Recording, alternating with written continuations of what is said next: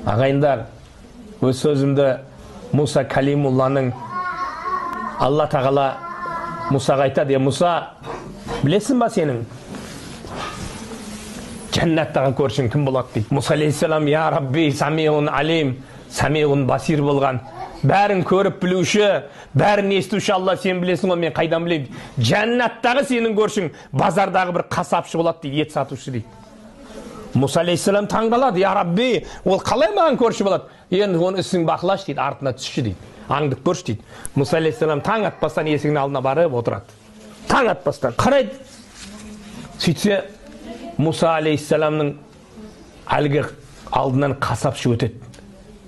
Мешітке кіріп намазын оқиды, базарға барып 4-5 түйір ет шабады. Сөйтеді дағы аз ғана ақша тапқаннан кейін шайнамай жұтатын жемістерді бір түйіншекке байлайды. Сөйтіп үйіне қарай бет алады. Мұса артынан қалмайды, анау қарайды. Үйіне жеткеннен кейін кімсің дейді, артынан қалмайсыз ғой дейді. Құдайы қонақпын ғой дейді. Құдай қонақ болсаңыз кіріңіз дейді. Үйіне кіргізеді. Бірақ ренжімеңізші, мен сізбен қазір сұхбаттаса алмайын дейді. Менің шұғыл шаруам бар еді деп келесі бөлмеге өтеді. Мұса қарап отыр, тамашалап. Биіктеу жерде бесікке ұқсаған бір үлкен затты түсіреді. Ішінде мыжырайған бір әшенің бет аузын сүртеді. Астын тазалайды. Әлгі шайнамай жұтатын жемістен 5-6 рет аузына салады. Байғұс әже жеп болғаннан кейін қанша жеді дейсің? 5-6 рет жегеннен кейін қолын шығарады. Ишарат, даусы жоқ, әлсіз. Болдым дейді. Мұса қарап отыр. Бет аузын сүртеді. Әже бүйтеді қолын. Әлгі қасапшы жігіт құлағын тосады, екеуі де қолын жай жібереді. Әлгі әже сыбыр етеді, бір дұғаны жасайды, бетін сипайды. Қасапшы жігіт басын шайқап күледі, бетін сипайды. Сөйтеді, әлгі әжені орнына қояды, Мұсаның алдына келеді. Ассалам алейкум, құдайы қонағым. Менің уақытша бір шаруам бітті. Құлағым сізде, енді айта беріңіз дейді. Анау кім дейді Мұса?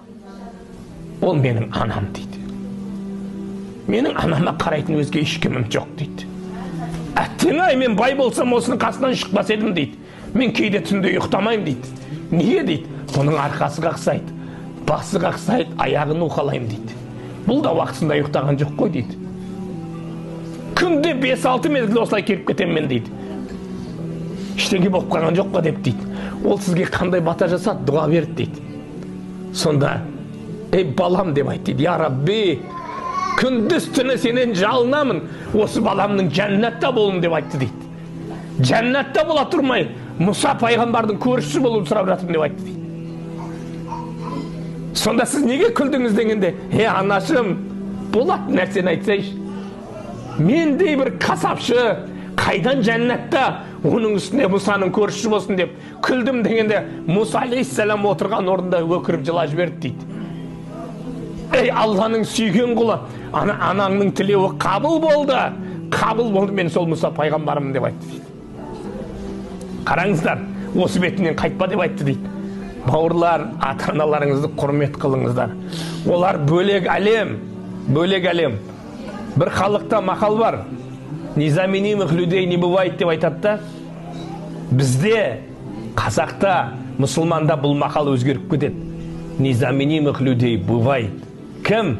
Ата-ананың орнын ешкім ауыстыра алмайды. Ешкім заменять ете алмайды ата-ана.